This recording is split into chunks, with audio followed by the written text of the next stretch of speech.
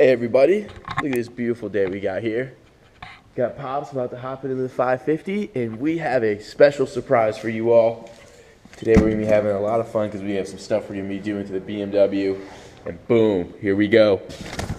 JB4 and some downpipes. It's going to be awesome. Looking to make about 100 real horsepower over stock after these modifications. All right, my dad's going to start the car up here for you so you can hear the cold start with just a muffler delete.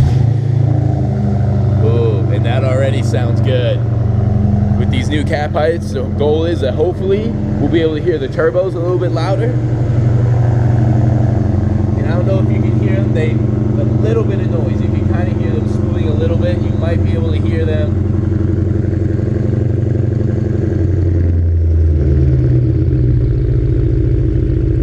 Not as much as I expected, but hopefully we'll hear more with the downpipes. And he's gonna back out now and turn the car around. Ooh, perfect.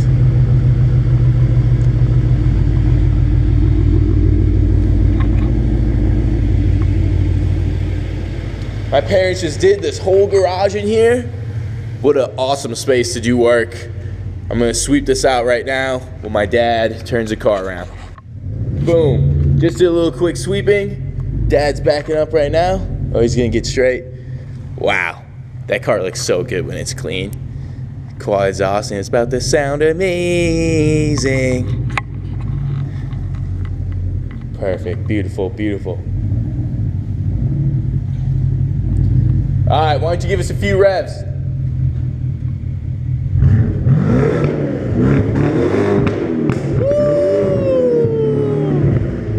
Perfect, perfect. All right, bring her on in. That sounds amazing already with the muffler delete. Those cracks and burbles sound awesome. With these new downpipes, this exhaust is going to be sounding insane. All right, we'll pop the hood here in a second and we'll get started. So just give a little background on the engine real quick. This is a 550i 2011 with the N63 twin turbo V8 engine. So if you know these engines at all, the N63, you know that they're usually two air boxes right here. We've disconnected our mass airflow sensors. And then as you can see, we just place them right over here. So that's kind of where we are on the build. It's kind of disappointing to know that some of these technicians at some of the BMW dealerships don't really do everything, you know, to the T right. These harnesses weren't in all the way. I don't know if these are supposed to go. I don't even know what this connector is. This is for the O2 right here. And I don't even know what this connector is, but I don't think it's supposed to go through that. I think these are supposed to be run concurrent through there. But overall, not too difficult. I mean, my dad had a little scare with these injectors. If anyone knows what this white solid stuff is on the injectors, please let me know. And then we have also located our T-map sensors. So there's one right here. And then the other one's on the other front of the other intercooler, which is right down there. So, I mean, hopefully we ordered the right harness, but we shall see.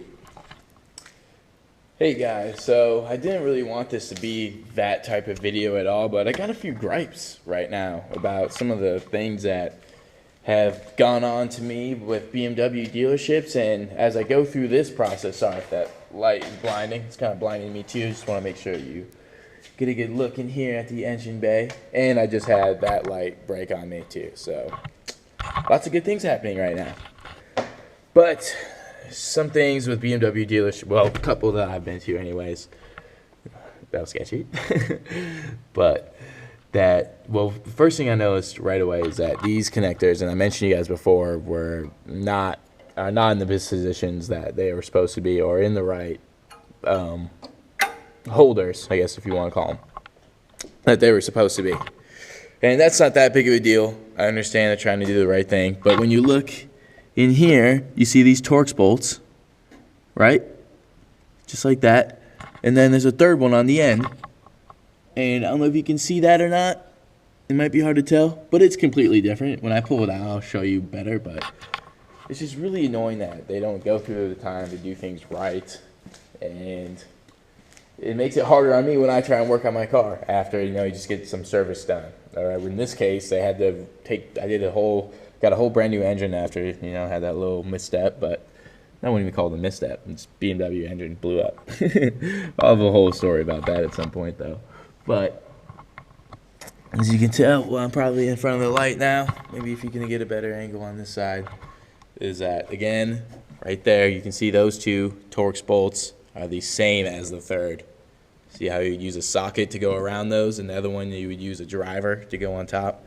And then I believe that those are supposed to be the like that. And then there's a third one, so there's these two on the sides, and then there's three on the back. So these are all the same, just how they're supposed to be, right from factory. And then look at the third one in the middle. I don't even know if you can see that right now, but that is also different, even from the one that is over there, which I find to be insane.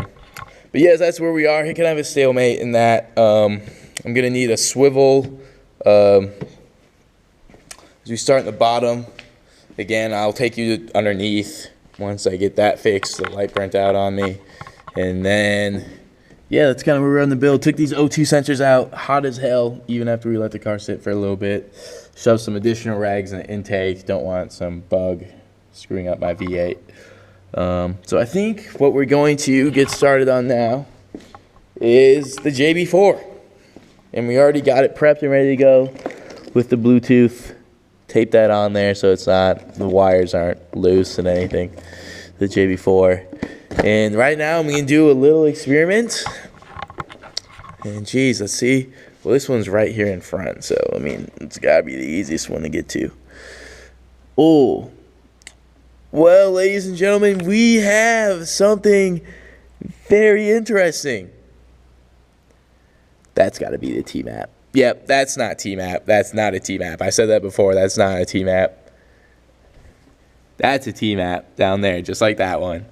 And that is the T-map. Jeez, God, I hope they look the same. Well, here, just so you see what I'm talking about.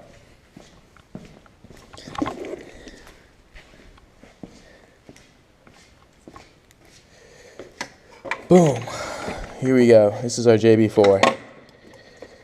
We got here's our JB4. These T-maps are going to be inserted into there. So hopefully, thank God, I hope to God, that fits.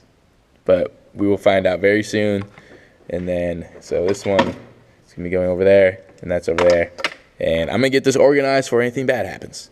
All right, guys, so a little update from where we are now.